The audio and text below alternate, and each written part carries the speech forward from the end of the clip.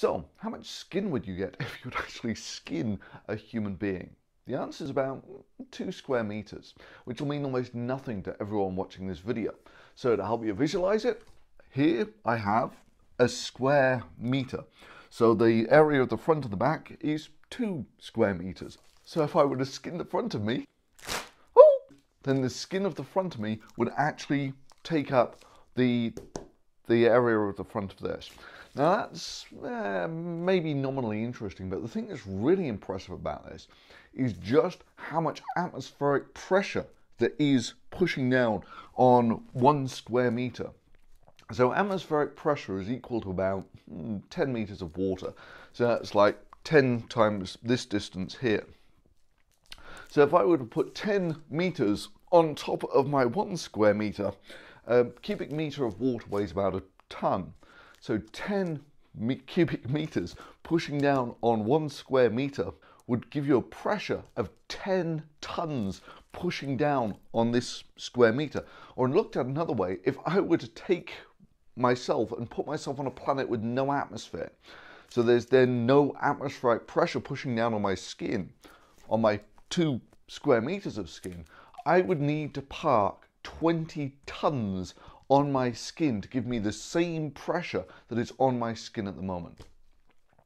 Now, most people, when they're told that there's about 20 tons pushing down on their skin, will say, well, why aren't I crushed? And the answer is the liquid stuff is fairly simple, because liquids are fairly incompressible. You know, we use them in hydraulics, that sort of thing.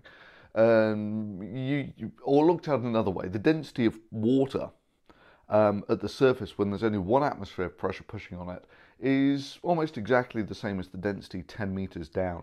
Water is very incompressible stuff, so you don't really feel the pressure there. Where you do feel the pressure is in the atmosphere. So the most obvious one is when you change altitudes quickly in a plane, it makes your ears go pop.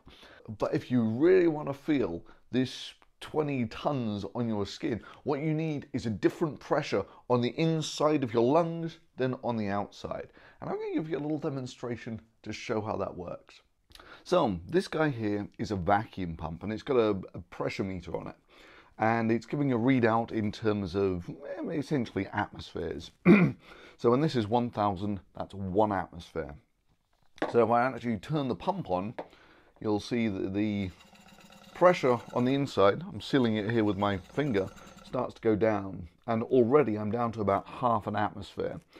And the highest point on Earth, Mount Everest, has about 1/3 to 1/4 of an atmosphere of pressure, which is to the point where if you're breathing an atmosphere that thin, and there's just not enough oxygen for you to survive, it takes more energy to breathe the air than you actually get out of the air. And so this is now roughly what the atmosphere on Everest is like. So what I'm going to do first is I'm going to just see how much of a vacuum I can suck.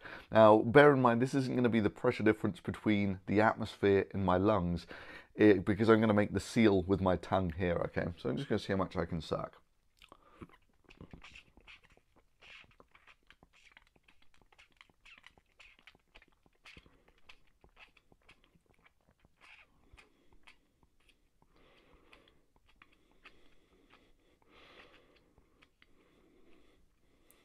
Okay, that's about as far as I can go. It's about 0.7 of an atmosphere. But that's not the difference between the pressure on my skin and the pressure in my lungs. So what I'm going to do now is I'm just going to suck really hard on this.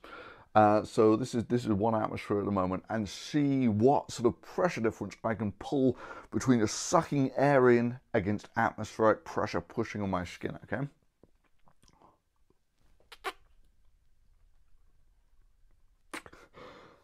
Okay, so that's basically as hard as I can do, and it's only about 1/10 of an atmosphere difference between what I can suck in and what's pushing on my skin.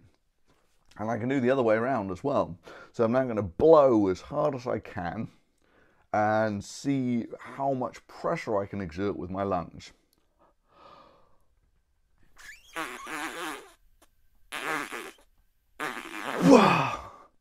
So again, It's about a tenth of an atmosphere difference. We've got stars now. A tenth of an atmosphere difference is as hard as I can breathe out. Even that's actually quite impressive if you think about it.